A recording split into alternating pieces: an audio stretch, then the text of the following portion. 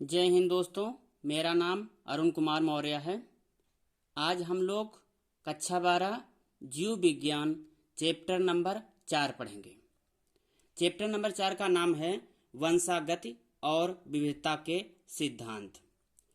तो कल हम लोग अति लघुत्तरीय प्रश्न पढ़ रहे थे, जिसमें से प्रश्न नंबर 9 तक हो गया था। आज हम लोगों को प्रश्न नंबर 10 पढ़ना है।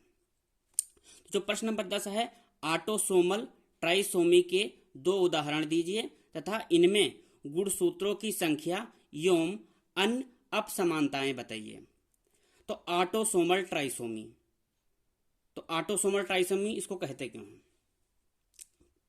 ऑटोसोमल ट्राइसोमी, पहले तो हम इसके 2 उदाहरण जान लेते हैं। एक है हमारा डाउन सिंड्रोम, या इसी का दूसरा नाम है मंगोलिज्म, और दूसरा है एडवर्ड सिंड्रोम। क्या नाम है? Edward syndrome. तो जो डाउन सिंड्रोम है यह क्रोमोसोम नंबर 21 पे होता है, और जो हमारा एडवर्ड सिंड्रोम होता है यह क्रोमोसोम नंबर 18 पे होते हैं। इसको थोड़ा समझाने के लिए हम हेल्प लेते हैं। देखिए, चाहे मेल हो या फीमेल हो, उसमें हम आपको बताए थे कि चूंकि टोटल 46 क्रोमोसोम होते हैं। कितने होते हैं? 46 क्रोमोसोम, टोटल 46 क्रोमोसोम होते हैं। 46 क्रोमोसोम में 44 क्रोमोसोम कैसे होते हैं? एक समान होते हैं। कैसे होते हैं? एक समान। लास्ट के जो 2 क्रोमोसोम होते हैं वो अंतर होता है मेल फीमेल में। अगर XX है तो वो लड़की हो जाएगा, अगर XY है तो वो लड़का हो जाएगा। ठीक है, तो वो क्या हो जाएगा? लड़का हो जाएगा। तो जो अंतर आता है यानी डिफेक्ट आता है वो ऑटोसोम में आता है। किसमें आता है? ऑटोसोम में। मतलब इसमें नहीं आता है। इसको तो हम कहेंगे एक हिसाब से कैसे हेट्रोसोमी, क्योंकि लड़का होगा तो XY, लड़की होगी तो XX। ठीक है, XX। तो ऑटोसोम में क्या होता है? जब हम डाउन सिंड्रोम की बात करते हैं, किसकी? डाउन सिंड्रोम, या इसी को बोलते हैं मैंगोलिज्म। तो डाउन सिंड्रोम जो होता है क्रोमोसोम नंबर 21 पे, कितने पे? क्रोमोसोमल नंबर 21 पे क्या हो जाता है? एक एक्स्ट्रा क्रोमोसोम एक और आ जाता है। कितना आ जाता है? एक क्रोमोसोम एक्स्ट्रा 21 पे और आ गया। ठीक है, तो पहले जब यहां 2 थे, कितने थे? 2 थे, तब तो वो टोटल 46 होते थे। तब कितना होता था? टोटल 46 होते थे। लेकिन जब प्लस में एक और आ गया, तब टोटल कितने हो गया? 47 क्रोमोसोम। अब समझ बैठा? और डिफेक्ट कहां आ रहा है? ऑटोसोमल पे आ रहा है। किस पे आ रहा है? ऑटोसोमल पे। ठीक है, तो इसलिए इसको बोलते हैं डाउन सिंड्रोम। और ये ट्राइसोमी, क्योंकि 3 क्रोमोसोम हो गए, किस पे है? ये ऑटोसोम पे है, इसलिए इसको बोलते हैं ऑटोसोमल ट्राइसोमी। और क्रोमोसोम का नंबर कितना हो गया? 47। ठीक। अच्छा, अब बात करते हैं कि एडवर्ड सिंड्रोम क्या होता है। एडवर्ड सिंड्रोम सेम इसी के जैसा होता है। इसमें भी क्रोमोसोम का नंबर कितना हो जाता है? 47। लेकिन जो डाउन सिंड्रोम था वो क्रोमोसोम नंबर 21 पे था। लेकिन टर्नर सिंड्रोम में क्रोमोसोम नंबर 21 पे ना होकर के वो क्रोमोसोम नंबर कितने पर हो जाता है? 18 पे। कितना हो जाता है?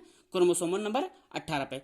तो जब क्रोमोसोमल नंबर 18 पे एक एक्स्ट्रा आ जाएगा, क्रोमोसोम नंबर 18 पर एक एक्स्ट्रा क्रोमोसोम आ जाएगा, तो अब यहां पर मान लीजिए एक्स्ट्रा आ गया। ठीक है, यहां पर नहीं, बल्कि जब क्रोमोसोम नंबर 18 पे आ जाएगा तो उसको हम एडवर्ड सिंड्रोम बोलेंगे।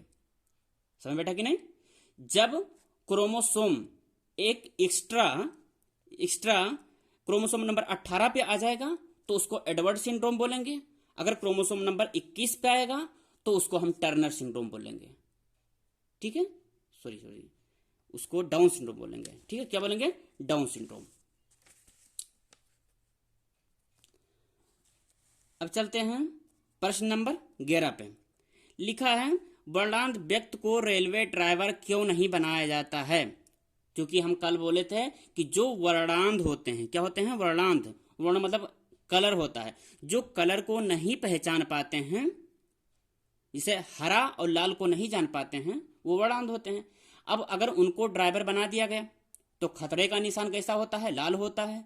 अगर मान के चलते हैं कहीं पर पटरी इधर उधर हो गई और उधर से गार्ड लाल झंडी दिखा रहा है कि ट्रेन आगे नहीं जाएगी, खतरा है, लेकिन उसको रंग पता ही नहीं है, तो सीधे ट्रेन लेके चला जाएगा।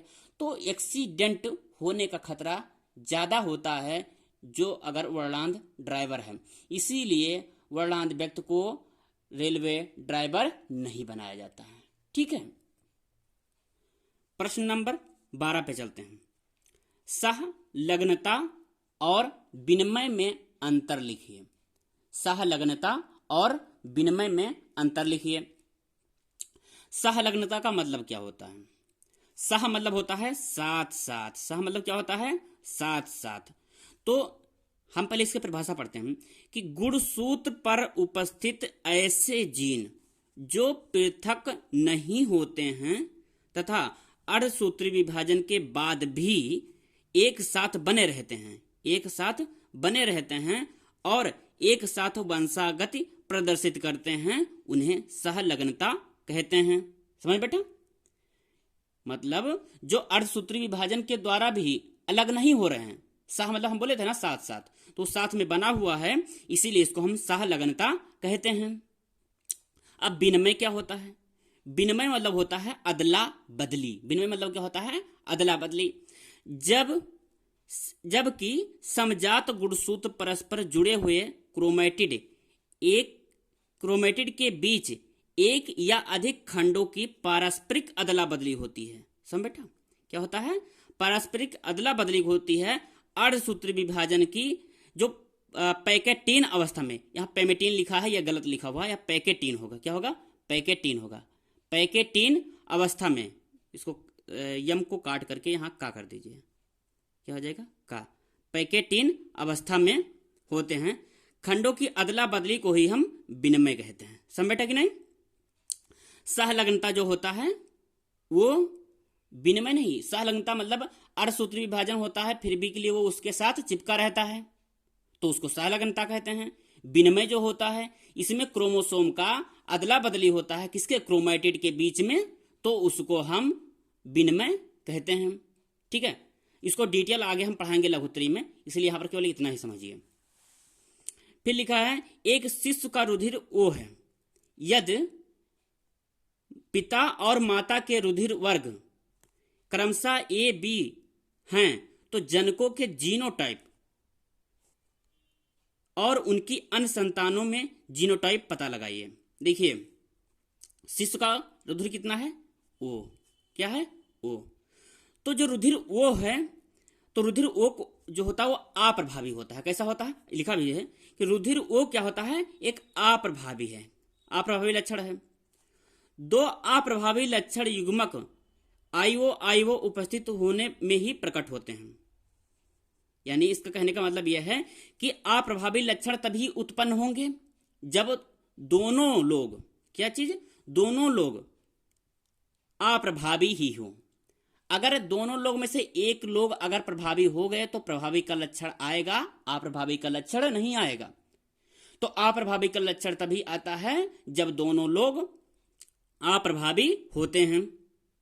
तो शिशु का रुधिर जब ओ है तो जाहिर सी बात है कि माता की तरफ से ओ आया होगा, पिता की तरफ से वो आया होगा, तभी जाकर के यहां पर रुधिर का वर्ग ओ होगा। ठीक है, तब इसको हम कह सकते हैं कि वो कब आएगा? वो तब आएगा जो माता हो वो हो, मतलब जैसे कि मान के लिए इसमें लिखा है कि माता क्या है? बी है और पिता क्या है? ए है। यानी हम कह सकते हैं कि जो माता होगी वो आई ए, माता कैसा होगा? माता होगी आई बी आई ओ, माता होगी आई बी आई ओ, पिता कैसे होंगे? आई ए आई ओ। ठीक है, तो जब इस तरीके होंगे तभी जाकर के हमको आईओ मिलेंगे। कैसे मिलेगा इसको हम थोड़ा अलग बता रहे हैं, देखिएगा। जो बच्चा है उसका दिया है कि बच्चा आईओ है, ब्लड ग्रुप क्या है? आईओ। देखिए, जो ब्लड ग्रुप जब वो लिखा होता है तो उसमें दो एलील होते हैं, एक आईओ और आईओ। ठीक, जब ब्लड ग्रुप ए होता है तो वहां पर एलील होते हैं। एक एलील हो सकता है आई ए, या एक हो सकता है आईओ। ठीक, और जब ब्लड ग्रुप मान के चलते हैं बी है तो वहां भी दो कंडीशन हो सकती हैं। कौन कौन? एक हो सकता है एलील आई बी और आई बी, आई बी और आई बी, या एक हो सकता है आई बी आई ओ, लेकिन हमको चाहिए बच्चे में क्या, ओ, तो हम ऐसा लेंगे हम ऐसा लेंगे कि माता के पास भी ओ हो, पिता के पास भी हो। अगर इसको ले लेंगे तो इसमें ओ तो मिलेगा नहीं, लेकिन अगर हम इसको लेते हैं तो इसमें आई ओ मिल रहा है। इसको जो अगर लेंगे तो इसमें भी हमको आई बी आई ओ मिल रहा है, इसमें भी आई ए आई ओ मिल रहा है। समझ बैठा? तो हम माता का जो लेंगे वो आई बी आई ओ लेंगे और पिता का लेंगे आई ए आई ओ। ठीक, अब हम क्रॉस कराएंगे। तो क्रॉस कैसे कराएंगे, चलो इसको हम बता देते हैं।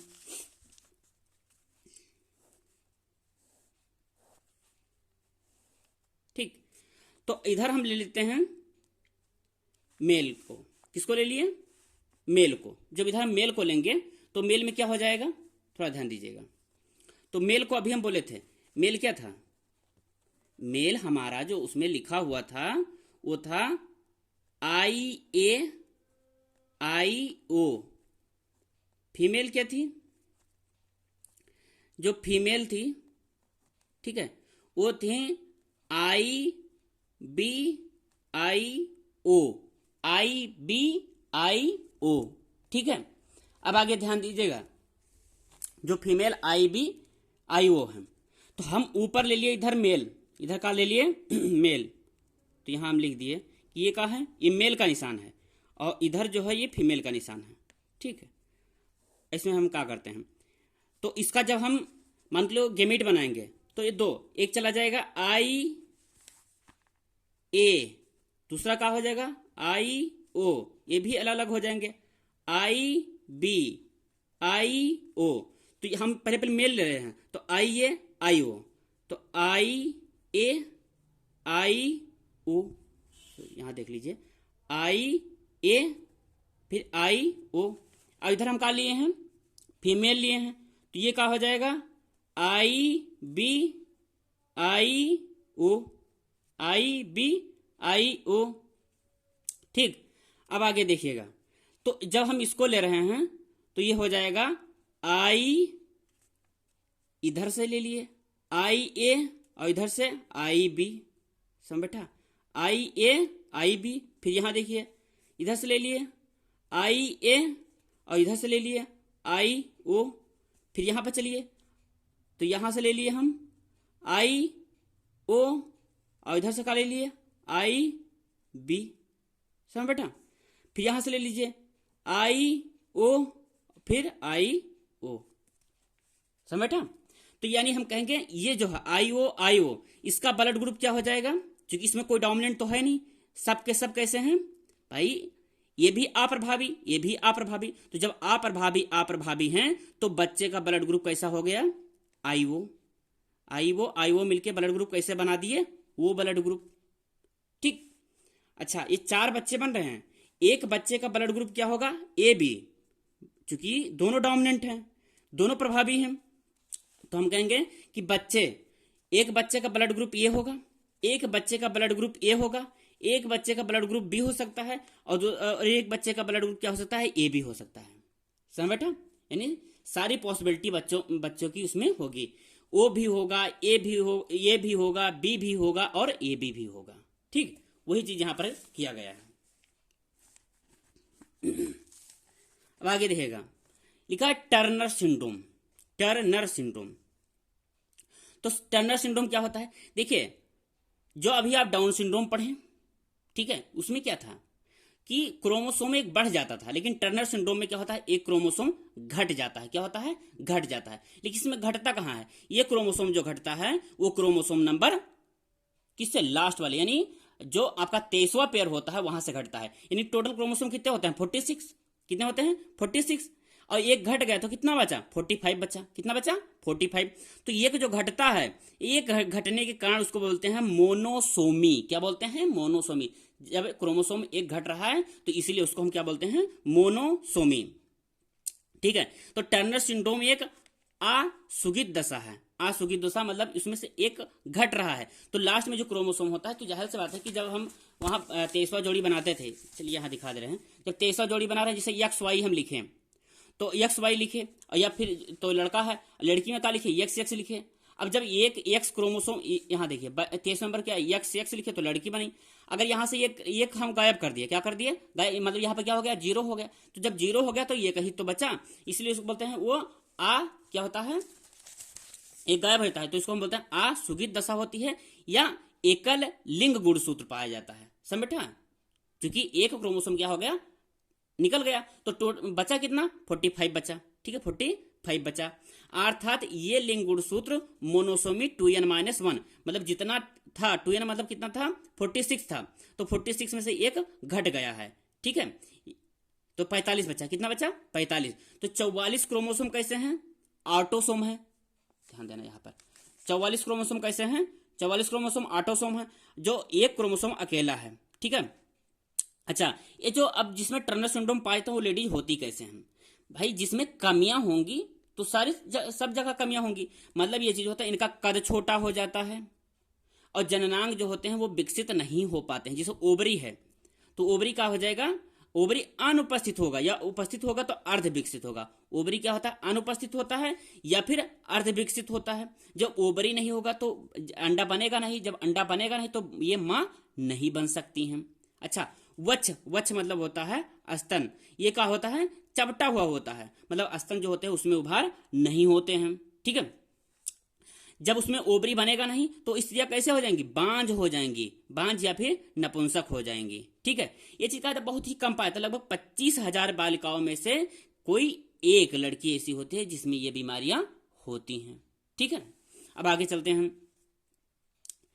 फिर लिखा है कि जैसे Turner syndrome when one chromosome is missing या इनकम्प्लीट, जैसे कि तो एक क्रोमोसोम जो है मिसिंग हो जाए, मतलब वहां से गायब ही हो जाए। से यहां पर देखिए, क्योंकि क्रोमोसोम क्या था, जोड़े में थे ना, लास्ट वाले जो 23वां जोड़ा था यक्स एक्स था, तो यक्स एक्स में कि तो एक क्रोमोसोम का हो जाए, खत्म ही हो जाए। देखिए यहां पर एक क्रोमोसोम गायब ही हो गया, या फिर ऐसा हो जाए कि वो पूर्ण रूप से विकसित ही ना हो पाए। मतलब इसमें देखिए, तो इसमें क्या हो गया, आधा बना आधा नहीं बना, तो जब ये आधा बना आधा नहीं बना तो ये काम नहीं करेगा, तो ये फंक्शनल होगा, ये नॉन फंक्शनल होगा। तो ये क्या है, ये अविकसित है, और इसमें एक तो गायब ही होगा। तो ये दोनों कंडीशन होते हैं टर्नर सिंड्रोम के लिए। ठीक है।